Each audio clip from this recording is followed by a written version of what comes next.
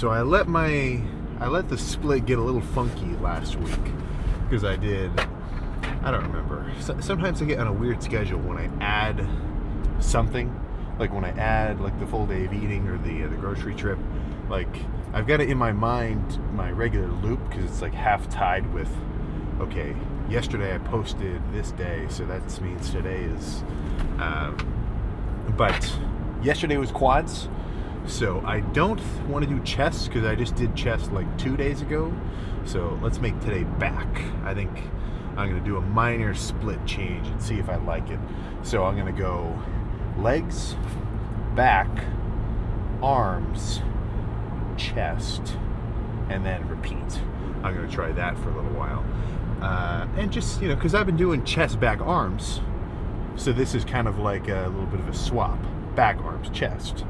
But nothing really changes, even though I swap a few days, it's still the same, hitting everything twice every 8 days base frequency, except for legs, because I split that up into quads and then hamstrings, quads, then hamstrings.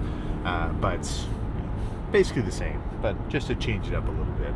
So I have one obstacle to overcome, and that's the fact that my freaking wrist hurts right in here.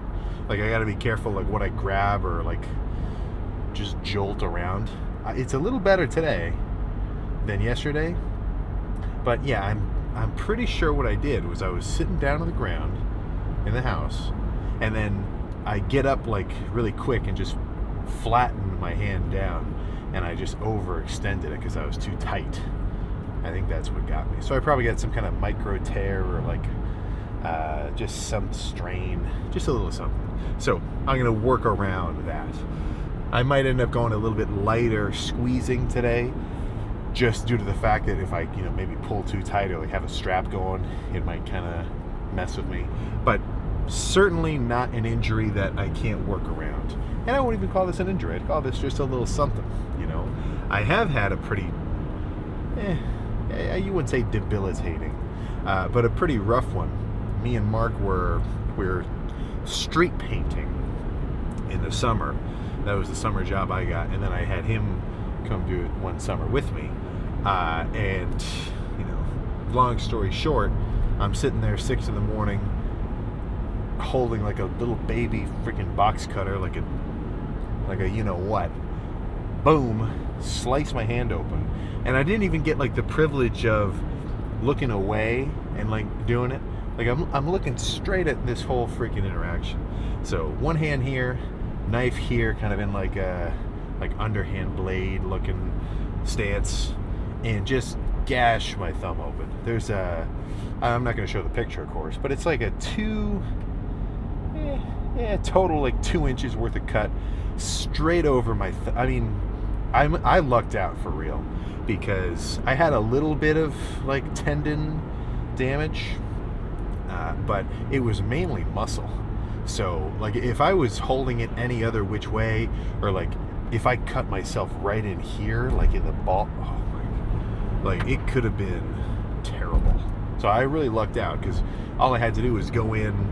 I had to go to the ER first, and the guy sews me up, which sucked, because it wasn't even like I was going to be healed. He was just shutting the wound. And when they do local anesthetic like that, to give you the local anesthetic freaking like stings. It's like it hurts before it gets numb. So halfway through, the guy's like, or I don't remember who said it, but I just said, let's just get the stitches done so that it could be freaking over with. Like, it was no fun at all. And then like a week later, I got a hand, I don't remember what kind of specialist, but basically a freaking hand specialist. He came in, did a whole reconstructive surgery. They gave me a nerve block. So instead of just like standard complete anesthesia, what they do is they put this ultrasound, like, not to go on off on a totally random story, but they put this ultrasound thing up here on like my neck to find like this massive nerve that connects like my whole arm into my spinal cord up to my brain. And they just like I don't remember how big the syringe was. I couldn't really see it, but it was like easily 2 cc's worth of something. So they use the ultrasound, get the needle right around the nerve, and then over the course of the next 20 minutes, my hand gradually just like became completely paralyzed. Like, it was the weirdest thing ever. Like, I'd sit there and I could like hold my own, like holding my own hand like this. Like, it felt like I was holding a dead guy's hand. It was very bizarre if you've ever had a nerve block like that. And then, you know, they take me back. I'd wake up as though nothing happened. And, you know, that was the end of it. But how that affected the training, which was really like what I was pissed, you know, an instant adrenaline rush of like, fuck, like, you know, I just cut my shit.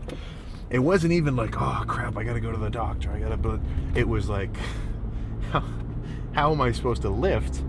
I can't hold on to anything, you know? So my way around that was, for biceps, I would grab the ankle cuff attachment, put it on my forearm, curls like this, push downs the same way. I like put it on my wrist.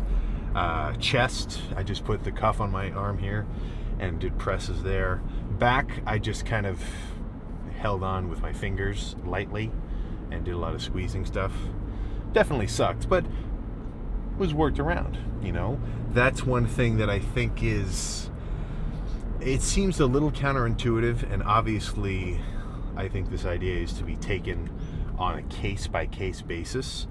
But if you're ever injured, like if you're ever really hurt, like let's say out of nowhere, this car that's coming up to me right now doesn't take the bend, smacks me, somehow I get a snapped ankle, or like I get hit in the arm, or just whatever. If you got something going on in your torso, like a rib, I mean, I guess I don't know what to do for you. But like if you just have a knee thing, like if you had a knee surgery, or if you had a shoulder surgery, or whatever, you know, something that you can still move around, you just have to, you know, stay clear of that specific area. Let's assume, you know, tomorrow I got to go in and get like a whole MCL reattachment. I don't even know, you know, knock on wood, I'm not asking for that. I'm not going to stop lifting. I'm not going to stop. I mean, I'll still do my cardio. I would just go in and do the like hand pedaling machine instead of the bike, because obviously I couldn't do the bike. Like, I would want to keep my energy levels up, because the way that I look at it, right, if you stop moving, everything slows down, you know? I want to keep my momentum. Like when you're working out, like the state that I'm in right now, daily cardio, daily workouts over the last, like, you know, however many freaking years, like that's a temporary state, you know? I'm inducing everything by having this like really active routine. If I completely stop, if I stopped working out, if I stopped doing my cardio, I mean, even if I like, oh, let's just stop for 2 months, like I need 2 months, guys. I got to take 2 months off. It's too much. To come back from that, to come back from 2 months of complete nothingness, dude, you're really digging yourself a hole. Because now, not only have you lost progress, but you also have to regain that momentum of like getting used to your training, you know? So within reason, if you got something going on lower body, keep hitting your upper body. If you got a shoulder thing, well, guess what? Now you got no excuse not to skip your legs, and you can go in and, you know, actually try to grow those things. So just something to keep in mind. But, you know, if you had a spine fusion, I think you can get some slack. You know, you don't have to go in and do pedaling cardio. But as soon as reasonable, you know, I'd recommend it. But that's, you know, I'm not a PT, so, you know, you do you. But yeah, plan for today with back. Just get a pump, don't tweak anything, and then see how we're looking in the mirror. So morning, I've only been doing, because I don't want to train with like a full stomach, but I do want to eat something. So this morning I just had 2 oatmeal packs, so 42 grams of carbs, 4 grams of fats, no protein. And pre-training, you know, if I eat 50 grams of protein worth of ground beef before going to work out, it's not really going to change the training performance. And I want my protein to last throughout the day so that I can, you know, be full and eat substantial meals. So I don't mind just like a small, light carb meal pre-morning workout when I'm dieting.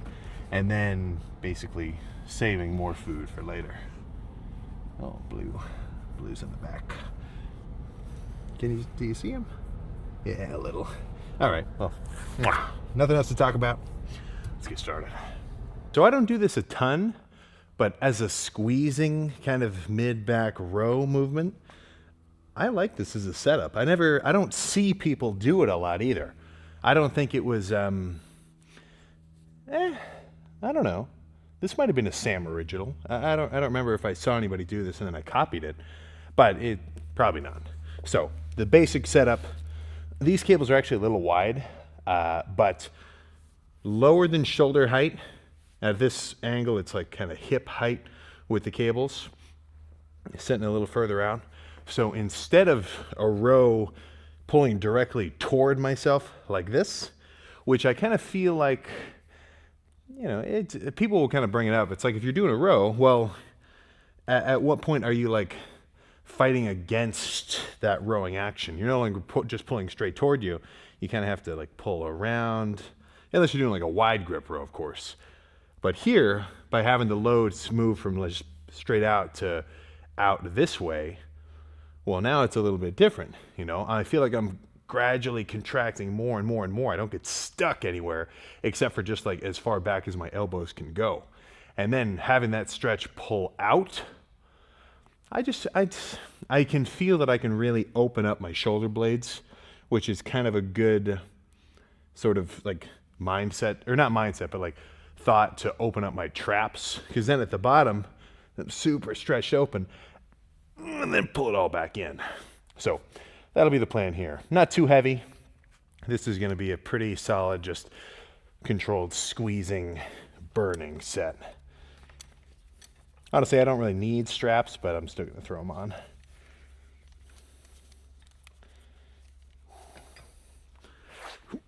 Okay. Yep. It's a little awkward to put them on with it this wide. Come on. There we go. Okay.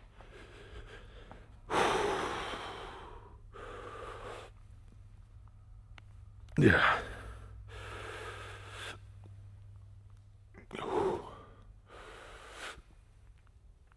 Yeah.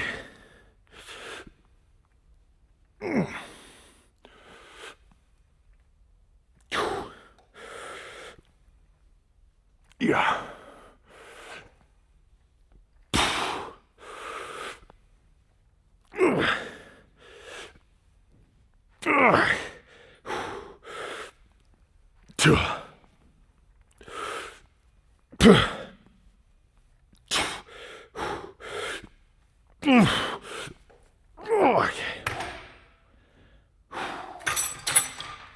Whew. Let's do 2 more of those. Yeah, same weight, same everything. Yeah.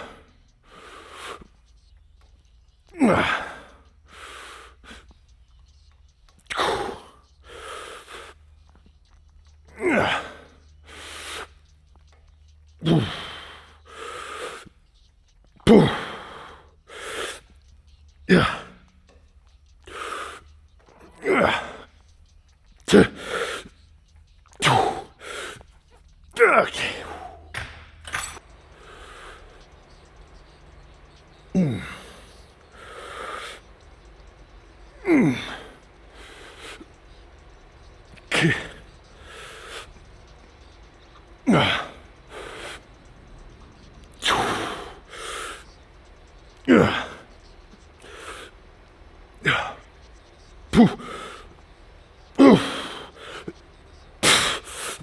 Okay.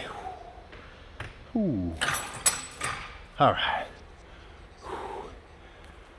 Let's do a pull down. Let's just do a basic ass pull down. So the best part about this, I feel, is I'm getting like this upper lat trap looking, or not trap, but look at that. I think it's the Terry's Major. Basically, if your back looks like this, kind of this diamondy looking shape, Lats are down here, right? Your traps are kind of in this center section. Rear delts are over here. And in between, there's a little fancy bit of just stuff going on. You know, it's like your teres major. Like if you hit a lat spread, it's that muscle that kind of bulges out right underneath your rear delts. I'm feeling that a ton with this. So mainly in the actual squeezing portion, and then keeping my hands turned up at the top. So instead of like here, I'm kind of going here, trying to get my elbows to touch each other behind my back. They won't, but that's like the cue that I'm using. But let's move on. Not too heavy, not too light. This set will be just right.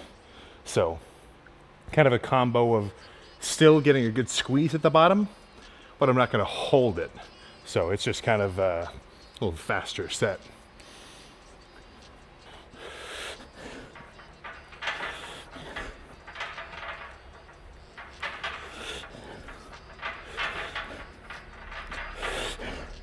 Yeah.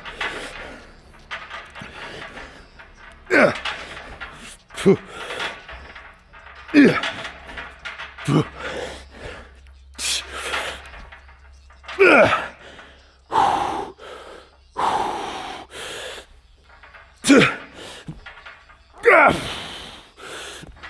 Okay. Ooh, one more of those, I think.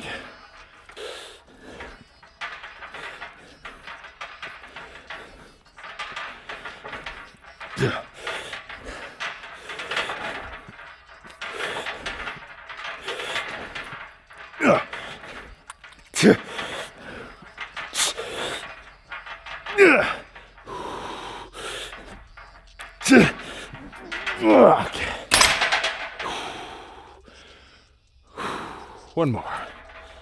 One more of these, and then we'll decide what's next.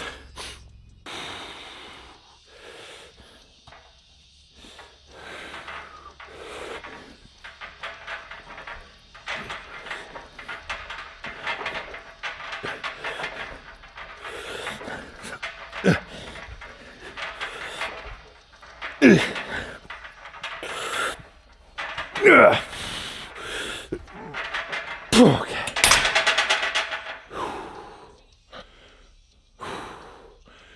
I think that's all. Yeah, okay. This is what I'm talking about. So don't mind that clanging. This isn't just like a set of storage units. Like this is kind of an industrial kind of complex. So I've got neighbors, you know, and they're doing their freaking work. I don't know what they're doing over there, but I know they got a bunch of lat equipment. So, woo. Yeah, see, that's what I'm talking about. Way more definition of like this whole Christmas tree over here than over there. So just one more benefit to having cool lighting. Oh yeah, night and freaking day. Holy shit. All right, yeah, let's see how we're looking.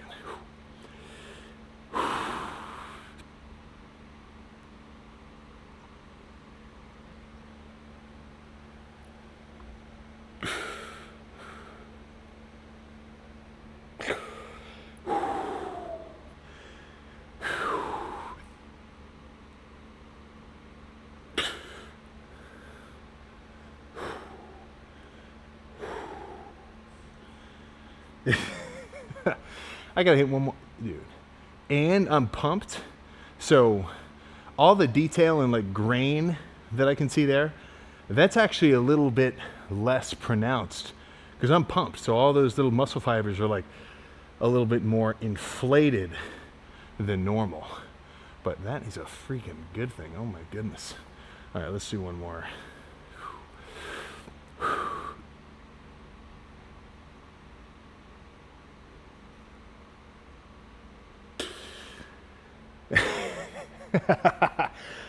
Oh, I mean, I gotta compare.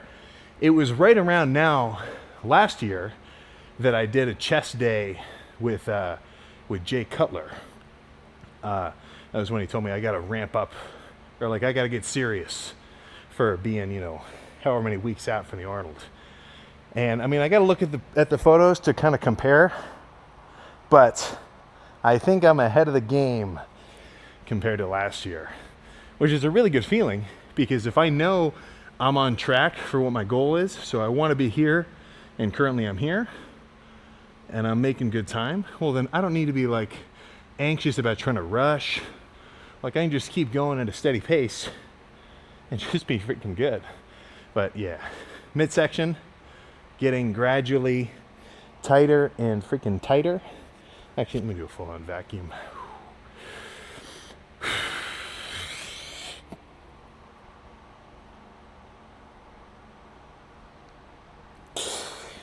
Oh man, we're good.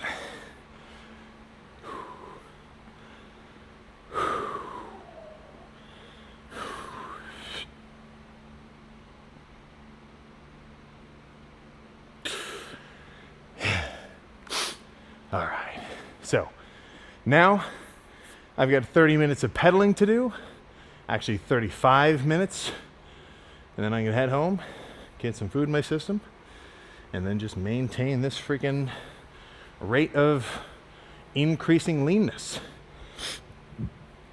So, yeah, shit.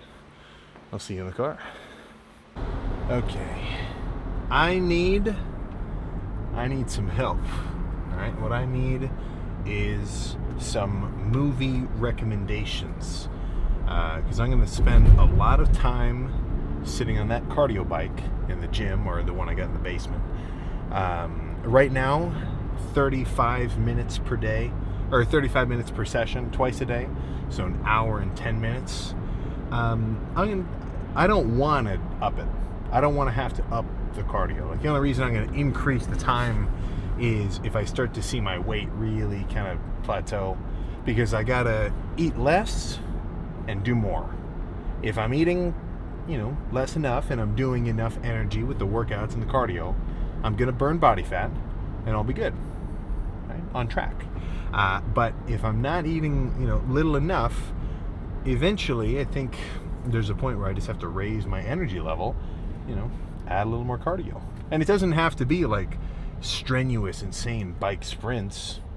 Maybe just add, I think the bike is good for about 30 minutes. 35 minutes is even getting there a little bit. I think 40 could be cool per session. But beyond that, I wouldn't do more bike. I would just do more treadmill. So just incline walk, a little bit less intense, but, based on that, I can actually do a little more cardio without adding like extra fatigue. Like if I tried to do 8 hours of cardio per day, I think that's overdoing it. I think that would be, giving myself a stress that would be a bit too much to recover from, and the reward to like energy burned ratio would be off, right? So I'm kind of aiming for a sweet spot. Obviously, I got to eat less food over time and maybe do a little more cardio over time, but I'm gonna try not to have to get to 2 hours a day. I think that 2 hour a day, like month and a half that I was doing earlier this year, was just kind of from cramming, because I was a little bit behind schedule in terms of the like leanness, which it worked, but that was a lot. I think 35, 40 per session twice a day, that'll be good. But that's going to add up to a lot of freaking time, right? So there's another, I think 12 weeks, so about 3 months. January, yeah, 12, 11 weeks, something like that. Let's just say 90 days for simplicity's sake. So that would be 90 days would be 13 weeks, whatever, 12 weeks. 12 times 7-ish is going to be, 84. So if I'm doing an hour of cardio a day, really 70 minutes, but let's just say an hour. So that's 84 more hours of cardio. That's 84 hours of sitting on my phone. I would rather have 84 hours worth of like watching movies that I haven't watched before and I've been meaning to watch, rather than 84 hours of like Clash Royale and TikTok edits, just so I can at least look back and think like, man, I watched a bunch of those movies that I wanted to do while I was doing my cardio. So it's like a positive multitask. A positive multitask. That's what I was trying to say there. But yeah, we'll see. So now I just get to go home. I'm gonna slam. I gotta slam something. Somebody left a comment.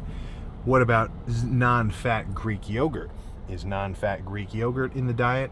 You're goddamn right it is. I totally forgot about that. Did not have that in the full day of eating. So I guess I should do another one. Oh, don't hit me. Come on, brother. Holy fuck. Dude. This guy is crazy. Fuck, man. This semi just took like a crazy turn, and then the dude in front of me like like he was backing up, like if he was about to bump into me. Fuck, man. Yeah, well, he probably has a rear view camera, so I guess he's all right. Jesus. But yeah, you know, I think I've got non-fat Greek yogurt. Yes, that is in the mix. 0 fat, awesome. 17 grams of protein per every 8 grams of carbs. That's pretty good, you know. And I don't know the exact like amino acid array of the protein in a Greek yogurt, but from what I know so far is it's a solid protein source. You know, my grading scale is typically going to be like grade A, grade B, grade C and below. That's going to be protein from breads. That's going to be protein from rice, protein from whatever, right? Most organic foods are going to have some proteins, but not a complete array. You know, carbs are carbs. 1 gram of sugar is going to have the same, you know, energy value, and no matter where you're getting it from, for the most part, right? Obviously, there's like sucrose and fructose and glucose and a million different other kinds. But for the most part, a gram of that, of any variety of carbs, is going to basically serve the same purpose. Fats, same thing. I know there's fats that you should definitely try to avoid. I know trans fats. Like if I read a nutritional label and I'm like, 8 grams of trans fats, oh, not awesome, right? You know, you tell me if there's a specific kind that should be leaning towards. But, you know, I try not to eat fatty foods that are like too weird or anything. But with proteins, it's a little more nuanced because, you know, you can have something where it says it's got 20 grams of protein, but it's not from like a really high quality, varied source. You know what I'm saying? Like a good protein is, I'd almost kind of compare it to food that's very well seasoned, right? It's not just all salt. It's a little pepper, it's a little garlic, it's a little onion, it's a little salt, it's a little freaking whatever. Like it's a whole array because there's all sorts of different kinds of proteins. There's like, what is it, leucine and glycine and freaking glutamine and basically 12 main amines which make it up. And you're definitely going to get all of those that are going to be necessary for the whole point of eating your proteins from basically what you'd expect. Steaks, chicken, beef, eggs, dairy, depending, you know, I don't think the protein in like some cheeses is always going to be the best because the whole point of a cheese is like you're separating certain things from certain parts of the milk or the curd, so you might lose some there.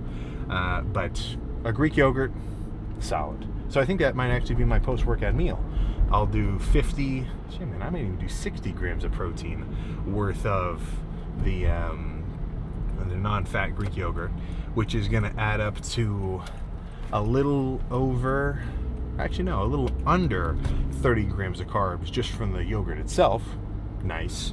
And then 20 grams of carbs, maybe 15 grams of carbs worth of frozen blueberries, and you add some sugar-free maple syrup on top, mix the whole thing together. That's a treat. That's a treat that is dieting friendly. So I think that is actually going to be the post-workout meal. And now my mouth's watering even thinking about it. So that's a good sign.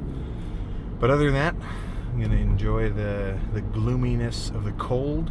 I can finally wear jeans again just during the daytime. I don't feel like I'm just sweating.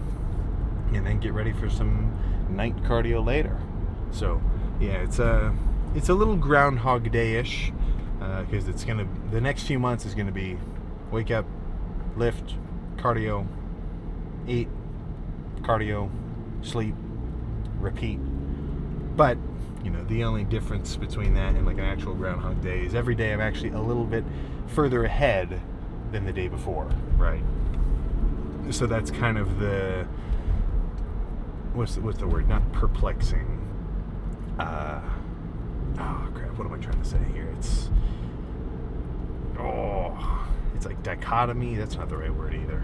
I don't know. But that's like the tricky part of being really consistent, because you do the same thing every day, but you gradually accrue results. So just because you do the same thing every day doesn't mean you're going to get any results. I could stay home, DoorDash canes for, I would love to like talk to not the CEO, but like a high level DoorDash analyst, just to hear like what people are living on, because they have all the data.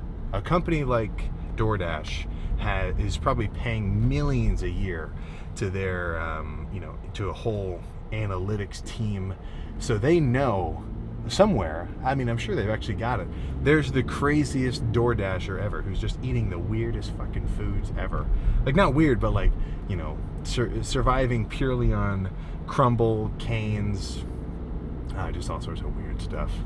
And I know they know too, right? I'm sure they keep track of that kind of stuff. Ugh. But somebody could do the exact same thing, eat like total trash, don't exercise at all, and their whole day is just a loop from the next one. They're not getting anywhere, right? And then you add in a real routine. You do your cardio, you start eating your food. Yeah, you're doing the same thing. You just do the same thing over and over again, but you're slightly ahead of where you were before. And for me, the fact that I know that's what's going on, even if I don't really notice on a day-by-day basis, that makes me content with the fact that it's going to take a while. I said this, I don't know how long ago, but I really like the idea of it. The time is going to pass anyway, right? I mean, I feel like yesterday I was like a 6-year-old kid in my yard, like just playing. Like I've got like a few very distinct memories of like swinging on the swing or like playing on a trampoline or whatever. Like I feel like it was like nothing. 20 years, and not 20, more like 18 years. Like, boom, holy shit. So it's gonna pass anyway, like a freaking blink. I'd rather do something that I think is cool to at least. I mean, it's gonna feel good in the future. I can guarantee I'm gonna feel pretty good being able to say, yeah, I did that shit. Nice. Right? That's a feeling I want to have. I don't want to have to think, I could have done that shit. Fuck. Or whatever. But yeah, that's all I got. That's the end of this back day ramble. Wrist, I'll keep you updated. It's kind of annoying, but I don't think it's a real problem. So I'll see you tomorrow.